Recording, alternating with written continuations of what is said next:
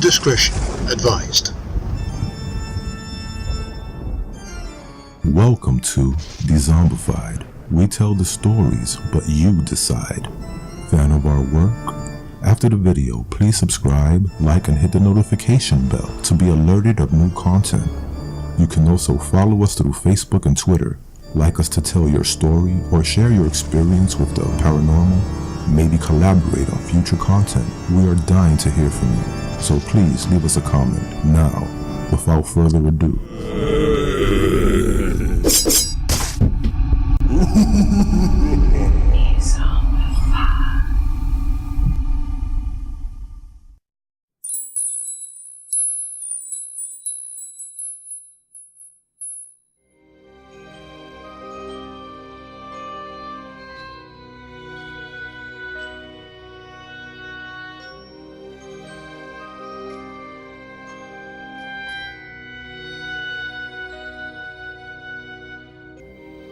I grew up in a small town, 8 generations of farm folk toiling these lands. Our neighbors were friendly and mostly kept to themselves. Good morning, Gwen. Hey, Joseph. Out-of-towners would visit to fish, take pictures of our beautiful fall foliage, and stayed at the town's only bed and breakfast. Our high school sports teams were always good, and large crowds gathered at their games.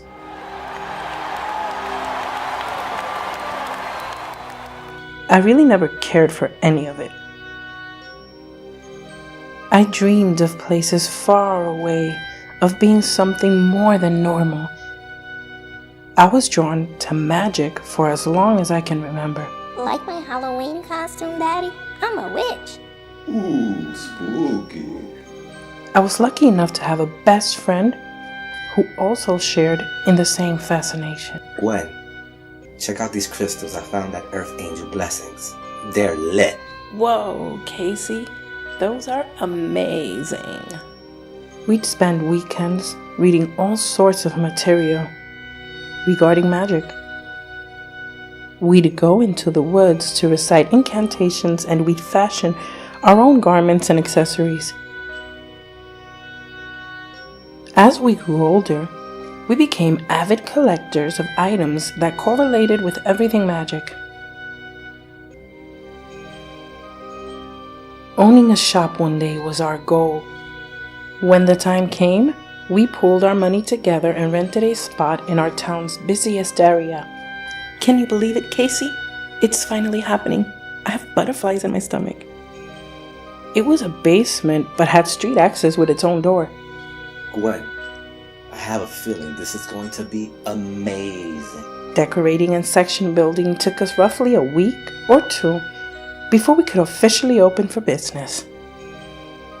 All sorts of people of all ages shopped with us.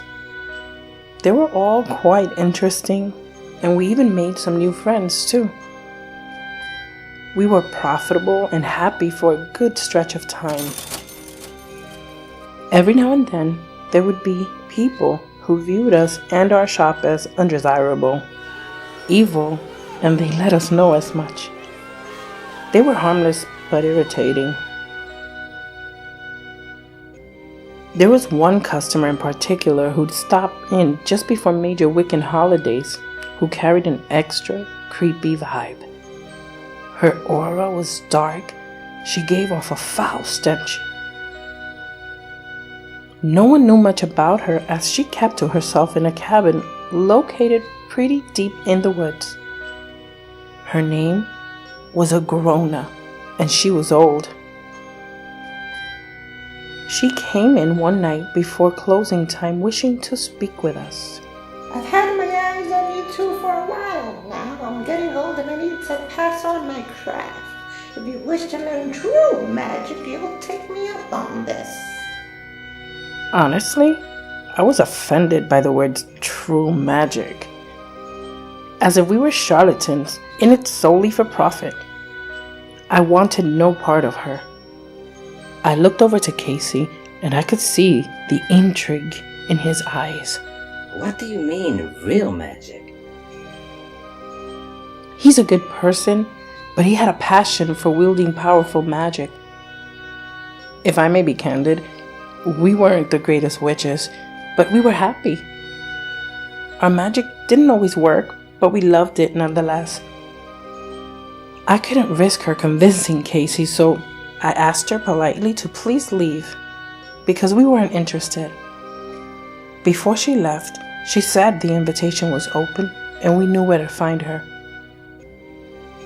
That was the last I thought of her. Weeks passed, and I had noticed that Casey wasn't himself. He had grown distant and moody. We're out of Nightshade again? Damn it, Gwen! We were no longer spending time outside of work. Hey, Casey, you want to hang out this weekend? I can't, Gwen. I'm really tied up. I tried to get answers, but he'd become angry and storm off. I was fed up, and I had enough, so I decided to follow him a bit after work to see what I could uncover. I remember it as if it was yesterday. It was a cold and rainy northeastern All Hallows Eve. I don't feel good, Casey. I called out that day, saying that I felt sick. Seriously, Gwen? Whatever. Fine. I sat in my car just before closing time and waited for Casey. He locked up, jumped in his car, and sped off. He took dark back roads, and we ended up at the outskirts of town, the edge of the woods. He got out of the car, and with a big bag in tow, he entered the forest. He was heading to meet with her, a grown-up. No, Casey, don't go to her. Wild thoughts raced through my mind. Instinctively, I got out and followed him. I activated my cell phone flashlight because I was pretty scared. I had never been in the woods at night. It was dark and I heard strange sounds. But I pushed forward. I finally came upon the cabin.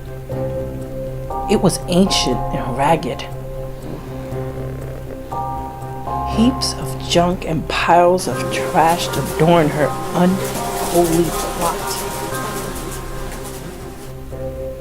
The moon was full. The air was cold, and I was a ball of nerves. Part of me wanted to head back, but I just couldn't. The person I loved might be in danger, and I would die if he were to be harmed. So I collected myself, turned off the flashlight, and crept closer and closer. Smoke plumed from the chimney stack, and I swore I heard chanting, and even a goat. I reached to the window and managed to peer in through a hole in her curtains. In a candlelit room, there stood Casey and Agrona, above a pentagram and stark naked. He handed her the contents inside the bag, and I was shocked to see it was a human heart. I curled my lips in disgust, trying to keep my mind off where he could have gotten it. She placed it in an iron pot on the counter. They began chanting while she brought out a goat, pulled out a fancy-looking knife, and killed it. They took their hands to the pool of blood and began drawing symbols on each other. Casey looked at her, saying, You sure this will work? I'm going against everything I ever believed in. She reassured him. Worry not, you will receive what you have coming, for my master rewards those obedient. My heart broke. I felt betrayed and upset. But I still loved him, so I stood. He walked toward a table and laid on it. She passed him the heart and began another incantation. What I saw next honestly made me puke. Casey began taking bites from the human heart and eating. This was all that I could stand. Something had to be done, but what? Things got really quiet, eerily so. Thick clouds set in and swallowed the moon, and the air became stagnant. Agrona began cackling in delight. Now, the series of events to come might sound hard to believe, but trust me, they're true. Every year, Casey and I would pilgrimage to the Mecca of Wicca, that is Salem. We'd buy stuff for our store and ourselves. There was a necklace with the most unusual amulet that I fell in love with and had to have. It was gold with ancient writings and held a red blood gem nestled in between two dragons that faced each other. It was a bit pricey, but it called out to me, so I bought it. Ever since, I've never taken it off, except in the shower. It began getting hot. At that moment, I found it to be miraculous and unexplainable.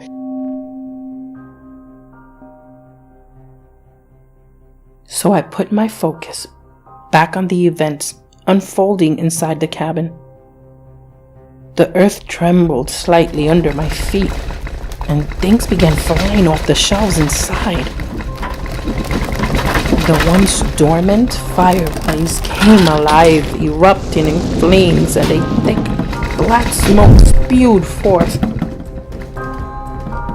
A horrendous demon manifested in front of my very own eyes. It was around 8 feet tall, had 2 horns on its head, black scaly skin, sharp claws and teeth. Its eyes were red and had a third one in the middle. Casey began to scream. He had bit off a bit more than he could chew. No pun intended. The demon began to speak. Agrona, you've served me well. You shall receive another 30 years on Earth. Approaching Casey, it extended out its hands and proceeded to extract his life force from him. Agrona began aging in reverse. Her once gray hair regained its youthful red appearance. Her wrinkles faded and her body perked up. Casey was dying, and I had to act before it was too late.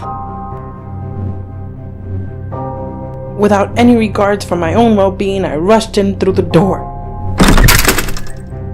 Agrona saw me and screamed out, Get out! Get out! You're not wanted here! Gwent, get out of here. Run.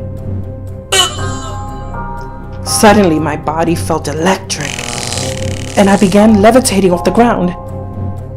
I then involuntarily began speaking in a language I'd never heard before. The demon faced me and seemed afraid. He then turned to the witch and said, Fool, your carelessness has brought about both our destruction.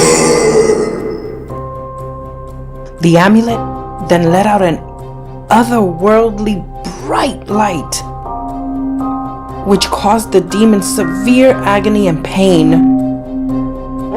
He began thrashing around wildly before scaling the wall into the ceiling, where he then caught flames and vaporized.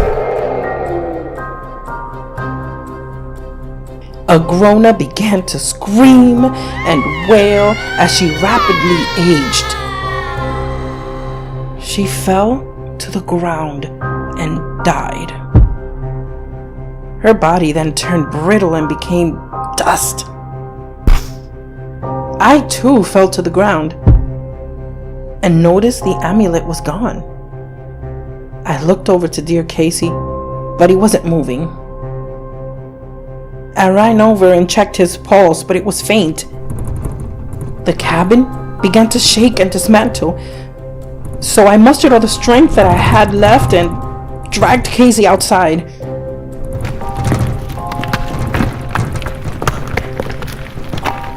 After a few brief moments, the cabin became encased in fire.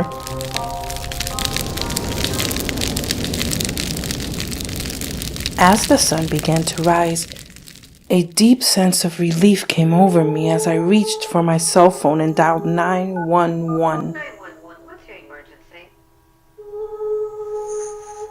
It's now been 5 weeks and my Casey remains in a coma. The doctors came to me and said, Sorry, miss, but the situation is grave for your friend Casey, and we don't think he's gonna make it. Our condolences. But what the doctors didn't know was that I recently acquired a book of magic in Salem over the weekend called the Necronomicon. I'll bet that within its pages I'm bound to find a spell that will bring him back.